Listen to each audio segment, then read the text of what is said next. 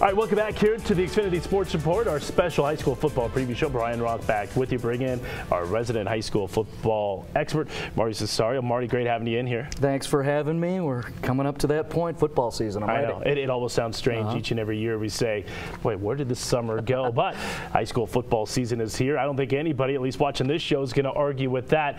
We're going to get to 4A and 5A here in just a moment, but let's start with 3A, and we'll show you the 3A top 10s as provided by ChassaNow.com. And right there at the top, you see it, the defending 3A state champion Eagles of Pueblo East. And I guess, Marty, really no surprise. No, not at all. And I think Pueblo East over the years has earned the right to be ranked #1 after what they did over the course of a decade, building to this point, beating Rifle very commandingly last year to be the defending state champions. Yes, they have a coaching change, but I like who's being put in there, and Lee Meisner. I mean, football pedigree, a lot of pizzazz and sass to him. It's going to be perfect, and they got the players like David Martin, Bryson Torres, so they have the skills to be able to defend. Again, at this point in the year, they've earned the right to be there. Yeah, first football state championship in the 55 years of the football program. As you see the rest of the top 10 there, Discovery Canyon was great last year, the runner-up Rifle at #9, and Lutheran coming in there at #10. We will cover the 3A ranks here on XSR as the season progresses. Just didn't have enough time here on the program to really get into depth on Class 3A. We do have time for Class 4A, and it's another Eagles team that's the defending state champ that we're going to have ranked #1. We'll come out with our rankings here later on in the program. But Pine Creek, the question becomes, Marty, can anybody dethrone Todd Miller's Eagles? The answer is you got to prove it, right? I mean, that's the deal. You know, over the course of this, say a decade and a half, what Coach Miller has built with that culture, and I love the resources down there in the community supporting these guys. They've endured some things too, in terms of lifestyle issues with the fire and that. For them to build this thing, it's just very impressive. And then they've got the players to back it up too. It's kind of a system thing with them. They've got 2 titles in a row now, and they have student athletes returning like Doman and I think a Nolan and a stout defense. You got to try to put points on the board with that team. Yes, they're the #1 team until someone proves otherwise. Yeah, they've won 25 consecutive games. Really, nobody came close to them last year. And you look at high school sports, usually things are pretty cyclical. You say, okay, they won 2 years ago. They were dominant last year. They've got to take a step back this year, right? That's not the case. They have 27 seniors here at Pine Creek. There's no question they are the team to beat, and until somebody knocks them off, we're going to keep them up at the top of our rankings, and we'll show you that in just a moment. How about the team that they beat in the state championship game last year? Longmont, Doug Johnson in his 16th year coaching the Trojans, and Longmont's going to be right there once again. That was a great story last year with some of the things they had to endure, starting off 1-3 through a brutal schedule, and then some other quirky stuff they had to deal with. But to get to the championship game, that was great. And the key is, like you're saying, it's the experience. The guys that were there in the big house last year, most of them are returning, even though they lost the big quarterback. But I think of guys like Logan Goodner, they're here to return to play under Coach Doug Johnson in a very good football program. You got guys like Goodner and that much experience. Yeah, they got to be in the conversation about who might take the title. Yeah, Colin Berger back, one of their top running backs, as well as Eli Sullivan. Goodner may see some time in the offensive backfield as well. And oh yeah, Doug Johnson telling us a couple weeks ago they're going to be very big along the offensive and defensive fronts. Okay, how about Falcon? The Falcons last year, then again, we mentioned that Pine Creek really ran roughshod through just about the entire state of Colorado at the 4A level. There was one team that played them tougher than anybody. In fact, one team that had a legitimate shot to beat them. It was Falcon, and those Falcons are back again here this year loaded. And they were so impressive in media days earlier this summer, just watching Ty Murphy and the confidence in his eyeballs with his teammates standing there addressing the media. And a couple of things I saw in the playoffs last year, you're going, all right, well, we know they've got that physical toughness about them, that kind of resolve within them, a little military background, whatever, from the Springs, but they run their system and they don't vary from it. If you're not prepared for it, they will knock you out. That's what I saw against the South Rebels, who are a very good team. And then, again, you have leaders like Ty Murphy, who are completely skilled and have the ability to really put some points on the board against you to where you can't come back. Yeah, and we had a chance to talk to Ty Murphy at media days, and Marty, he's an impressive dude. I mean, we're talking about a potential Ivy League type of kid there. So Falcons going to be very tough, and again, like Pine Creek, it's a very experienced team. They have 22 seniors on that roster here this year. Dakota Ridge is going to be right there in the mix as well. They bring back Jeremy Lujan. Hey, he certainly could be the best running back in all of 4A. I think so. Impressive. You walk around during 7-on-7, and the kid's yoked. I mean, he's prepared himself to be this. Not a very big kid, but he will go all day with you 4 quarters. He's probably going to get 2,000 yards rushing, plus he's got his quarterback Clary returning, and then a bunch of other players around him under Coach Woj. They're in the conversation for sure. All right, Marty, how about other 4A teams that you think are in the conversation? And it seems like every year when we talk about 4A football, it's always the usual suspects. There's Pueblo South, there's Denver South, there's Broomfield, Fort Collins, which had the great year playing 5A playing down from 5A, I should say, for the first time ever last year. Who are some of the other teams you like? I always like squads that have their linemen, and the South Rebels again have their big boys. I'm thinking of big Randolph, Tariq Roberts, the D1 kid, Dakari Box up front, and then they've got another Lindsay. They always do, right? Well, there's Marcus Lindsay, who will be one of the many skills players. So with South having the line play, you're always, you know, going to have an opportunity at the high school level to win some football games. Goddard and the crew down there, Pueblo South, just the way they play and with that program, I just don't trust you. You'll always pick up wins and be involved in the playoff picture. Yeah, one thing Ryan Goddard, talking with him here this summer, again, head coach there at Pueblo South. With Pueblo East winning a state championship last year, that means that Pueblo South is the only Pueblo school not to win a state championship. And he told me, I was shocked on that, Marty. I mean, you think of Pueblo South, the tradition that they have had, they're the only Pueblo school that has not won a state championship. They're going to try to change that this year. And again, they have one of the top tight end targets in the state of Colorado, regardless of classification. And Isaiah Panunzio, he has committed to play football for Mike Bobo up at Colorado State.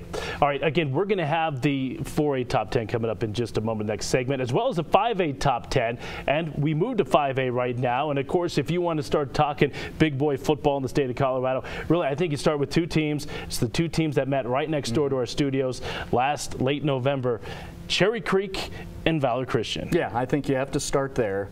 And I think you have to put Creek up top for all the players that you're aware of that are going to be playing, and then also the players that you may be aware that will be joining that program coming up this year. And then, you know, last year we all focused on Milo Hall, and deservedly so. The run game is really what brought him offensively, but that defense, I mean, with guys like Van Diest and Markiel and Kraft out there on the island, I mean, I'm not sure people are going to really have a good time trying to put any points on the board against those Bruins. Yeah, talking to some coaches around the state, watching a scrimmage from late July.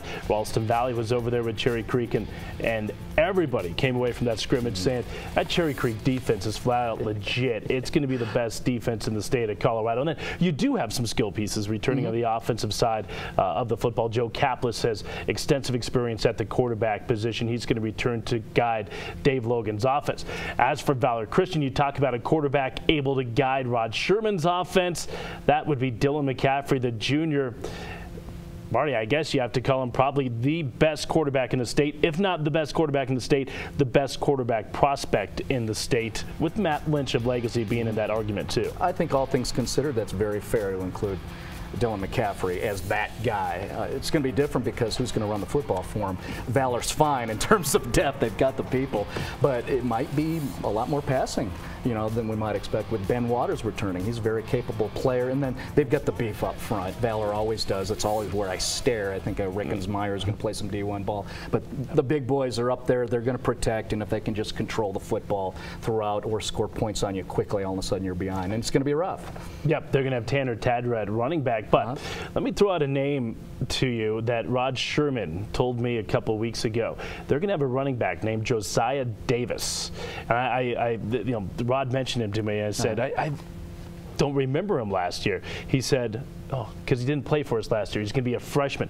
Josiah Davis, running back at Valor Christian. Keep your eyes out for him here in the coming years. All right, other teams that have a chance in Class 5A. Certainly you have to throw Pomona out there, and you talk about big boys. Jay Madden always seems to have big boys there with the big black, and it starts with Jake Moretti. The junior offensive lineman made his commitment to play for the defending national champion Buckeyes of Ohio State. I like Madden, who's really good for quotes, just says that's a once-in-a-lifetime kid in that That's for sure. The kid's built himself into that. You mentioned freshman with Valor. It was a freshman last year, Max Borghi, running the football for Pomona. Now he's a sophomore. He's a little bit bigger, filling out a little bit. It's still at about 175 pounds, but he's got sprinter speed. So a kid like that, run game for Pomona behind big boys like Moretti, Pomona's going to be fine. And I think Elijah Leyva running both ways too. So the usual kids over there with the Pomona Panthers. Yeah, Leyva could be the best defensive end in the state. He'll also help them on offense at the tight end position as well. You know, Columbine is a team that suffered through a rare losing season. I believe Andy Lowry told me it's the first losing season he's ever sustained there at Columbine High School. Of course, multiple state championship for the Rebels. They really have been one of the premier high school football programs in the state of Colorado. They're back. They got an offensive line back. They have an outstanding senior class back, quarterback back, running back returning as well. And that's going to be a team that I think a lot of people might have forgotten about them last year, Marty. But they're not going to forget about them here this year. No, and all summer long they just had that swagger about them and a way about going, you know, about their business in some of the summer camp stuff, including, you know, just wearing the technical jerseys where they looked like a team and then they filled them out very well. You think of Lowry running the quarterback position. Yes, we're out of McDonald's, that's it. But they've got all the parts. And then the big thing with me with Columbine is they've got the Rebel big boys. As I'm standing walking with John Cole and counting like you're not the only one. They've got the guys who are 230, 240, 250 to be able to pound away with that usual Rebel attack we're used to. Yeah, and we heard from JT Gentry, a Division I kid, earlier in the program, also along that offensive line. You know, you think of other teams in that Jefferson County League. Listen, Ralston Valley, I know they lost a lot of guys. You talk about Colin Root and Andrew Wingard, but Ralston Valley has well over 100 kids come out for the football program every year. They seem to reload. I think we can expect to see Ralston back this year. And then, how about Mullen? You and I are both bullish on the Mullen Mustangs. Talking to Tom Thinnell here in this offseason extensively, finally has that Mullen football program back to where we think it should be. Talent level is back up after, of course, the coaching transition. I liked how Thinnell, you know, started all that, considering, you know, everything that was going on. He just cleaned house, and some of the house was cleaned for him. Went with all these freshmen. Well, now they're juniors, you know, except for McElroy, the running back, who's outstanding. But, you know, I look at that defensive backfield led by Cumber and Isaiah Banks, and then you got the quarterback who's no longer a freshman in Tafoya. He's now a junior leader. These guys are poised. This may be the year where the long-term plan, actually we move to the back end where you get to see the success they had intended when they started this whole thing. Some of the other teams in Class 5A as we wrap up our conversation here with Marty Cesario. Regis is under new leadership. Mark Nolan goes to Arizona. Danny Filliman, head coach from Arizona, comes up to Regis. Of course, they have arguably the best tight end of the state in Jack Stoll. He's committed to the University of Nebraska. And there's a handful of other teams, Cherokee Trail, Grandview out there. We mentioned Matt Lynch of Legacy. He's committed to play football at UCLA. There's a lot of other teams and players out there. Yeah, there's a few. I think Legacy and Lynch, they've been close. And, you know, Matt Lynch, well, all you have to do is stand next to him on the field and you're like, oh, D1 quarterback, wow. You know, can they win their conference and then make things happen in the playoffs? We'll see with that. You know, a sleeper, you know, which I guess isn't a big surprise, but, you know, 5 teams are coming out of the Centennial League. I look at Overland that has parts that may shock you. They were around last year. They can play offense, defense, some really good stuff there. Maybe they're one of the teams that not necessarily wins that conference, but all of a sudden picks up wins in the playoffs where you're not going to be surprised based on the talent they have. And, of course, we can't forget about Fairview coming out of that Front Range League. Of course, the Knights going undefeated in each of the last 2 regular seasons. State runner-up 2 years ago, but they bring back a kid we've been watching for years in Carlo Kemp. So fun to watch. He's such a great kid. And, you know, over the summertime, I've got the indication and the implication we might see a little bit more with the football in his hands. And then you think of the offense, too, with that passing attack. David McWilliams, of all the guys that left, McWilliams is sticking around, and that kid can make plays. Yep, it's really not a surprise that Fairview's good each and every year. Tom McCartney continues to do yeoman's work up there in Boulder. All right, Marty, thanks so much for coming in. You're going to be covering a lot of our game of the weeks here this year, so, hey, it's going to be a fun high school football season, isn't it? I'm ready. Don't have to tell me go. Let's get after it. Go. Okay. All right, we're going to take a break. We have one segment left in the program. We'll unveil our XSR 4A and 5A top 10s. That comes up next. Stay with us. You're watching the XFINITY Sports Report.